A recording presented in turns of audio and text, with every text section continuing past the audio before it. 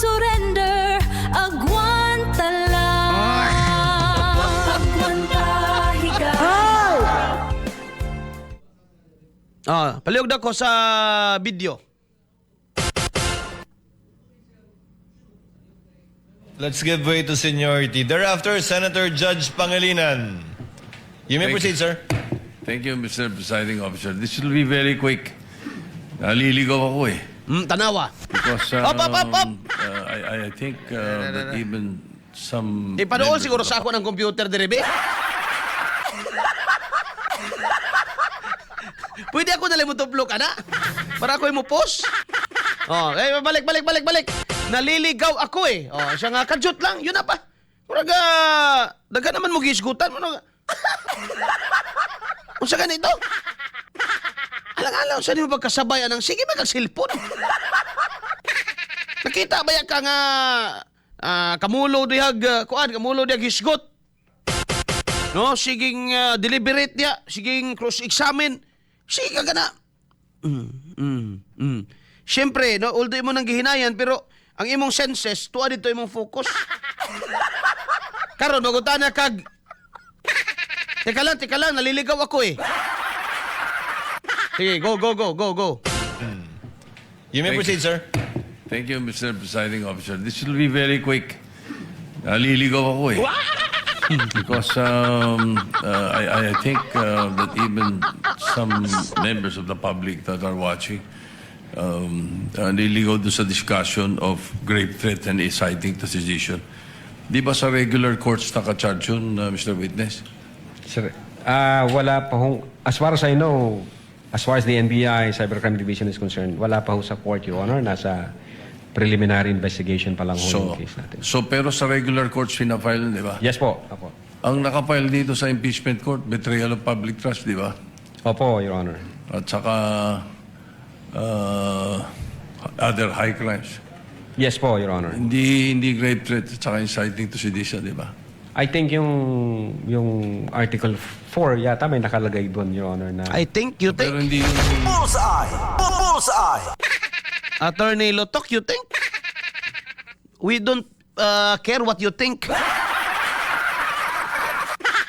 We need the facts. Milabot sa imong thinking. Sige, padayon. main charge, di ba? Yes, Your Honor. Betrayal public trust. Opo. Sige. Kasi naliligaw ako eh. Thank you po, Your Honor. Thank you, Senator Judge Soto. Di ka mawa nga. Sige, magagsilpon. Bullseye! Wag yung kaspasing.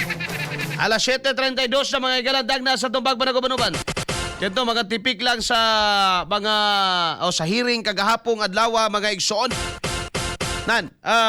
Sunod ni ini mga higala, no? Kini bang ato baminaon, kini sad mga higalang porsyon sa mga pangutana, no, labi na sa mga senator judges, no, ngadto mga higala kang attorney Lutok.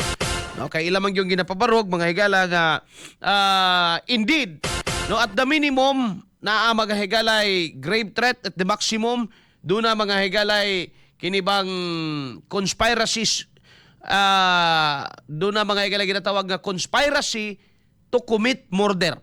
No, mo na ilang extrapolate mga higala o ginapakita nila sa taong bayan nga mauna ang atong vice presidente. No, sa ilang pag-imbestiga ko, no, nga at the minimum ang iyang gipakita sa video, no, nga pusang iring ninyong tanan, ingon siya nga pusang iring ninyong tanan, Bongbong Marcos, Lisa Marcos, Martin Romualdez, pusang iring nimong tanan sa mga kaigsuunan. Ingon si Bong Algabre diri nga, sorry SM, naliligaw ako, balihay mo si Nina, Bong. Pinawa. Ay. Kaya po si Soto, Soto, balihay mo si Nina. Okay. Gimino ka do. No, gimino, gilamat ka. No? Gimino. Balihay mo si Nina para di ka mawa. Sayang gasto dia 70 million ang gasto dia niya mag Facebook ra ka. 70 billion ang gasto nato dia sa maong impeachment niya. Inyo na Facebookan. Gihuman pa rin nagdali para magkaalaman. Pero di pa pwede kay grabe pa i-establish pa yun nan. Matod pa lagi silang investigation mga higala sa NBI nga na-assign sa BARM. Pero taga-Tacloban, mga katropa, no more ato na lang state nga mga facts ha. Kay wata mo ingon nga na ay malis diha mga igsoon, pero ito lang state lang nato ang facts. Nasiyag BARM, no? Bagutan na bito siya Senador Robin Padilla. Saan ang pagkabutang nimo sa BARM? Promotion na o silot? Ay!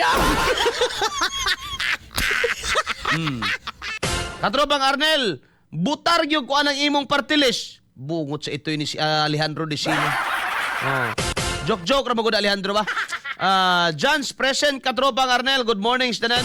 Ang bunta John's 1028 Merlando Bonifacio Ilisdi Batanon ng Tigwanga na danghag.